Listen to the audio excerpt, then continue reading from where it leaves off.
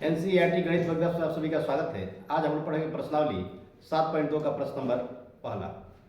प्रश्न कह रहा है उस बिंदु का निर्देशांक ज्ञात कीजिए जो बिंदु -1,7 और 4,-3 को मिलाने वाले रेखाखंड को 2:3 में विभाजित करता है। देखिएगा,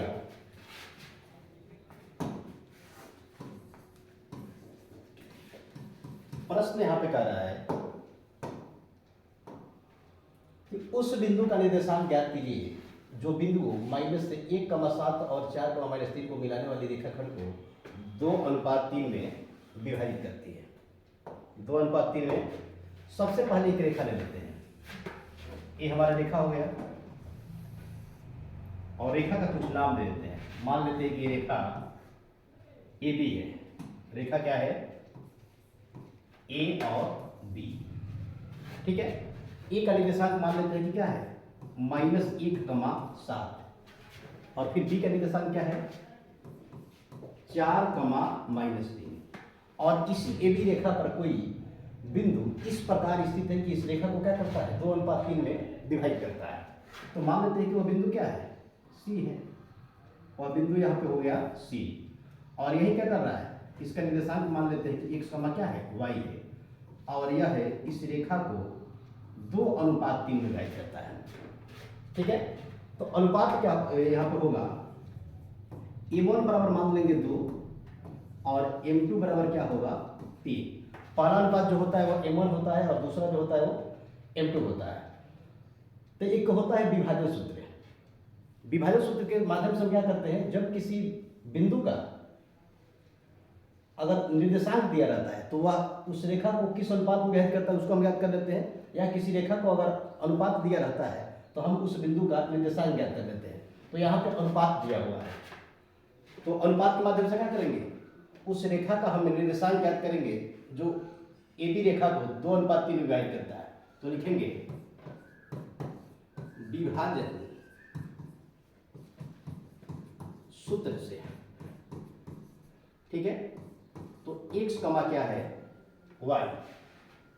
हमें x और y निकालना है इसी बिंदु का निर्देशांक। तो लिखेंगे यहाँ पे m1x2 प्लस से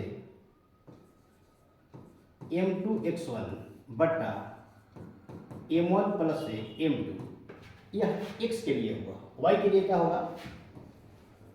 m1 y2 प्लस से m2 y1 और बट्टा में होगा m1 प्लस से m2।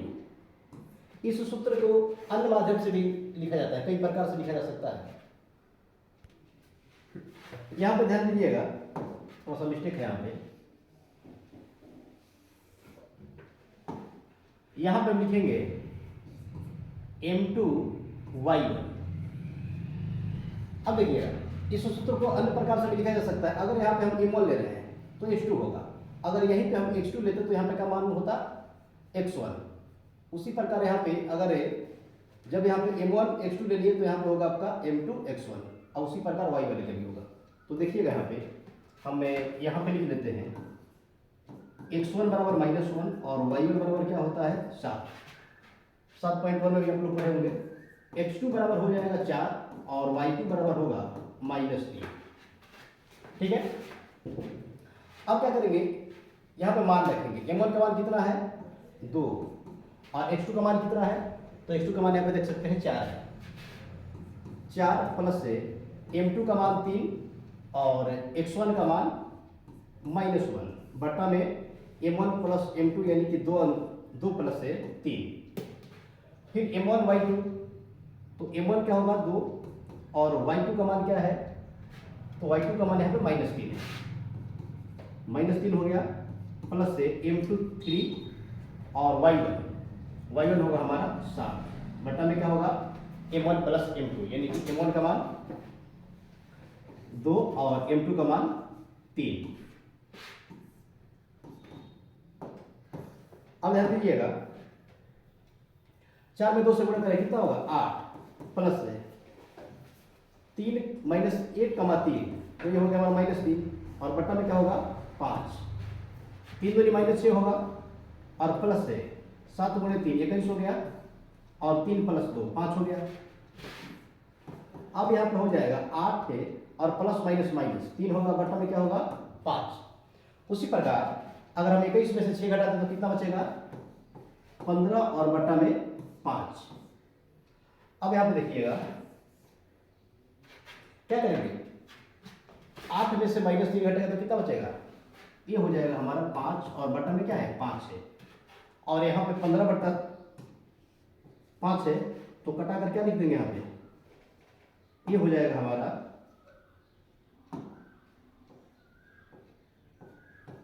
3। क्या हो गया 3 हो गया, और ये 5 से 5 कट गया तो क्या हो गया 1,3।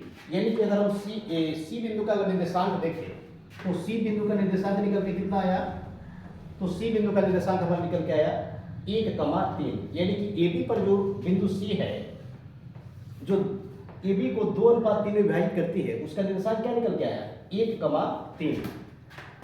आंसर हो जाएगा। इस प्रकार आप लोग इस वीडियो को देख करके विभाजन सूत्र की सहायता से ऐसे प्रश्नों को, जिसमें अगर रेखा का विभाजन का अनुपात दिया हुआ है, तो उस बिंदु का आप निर्देशांक ज्ञात कर सकते हैं। धन्यवाद।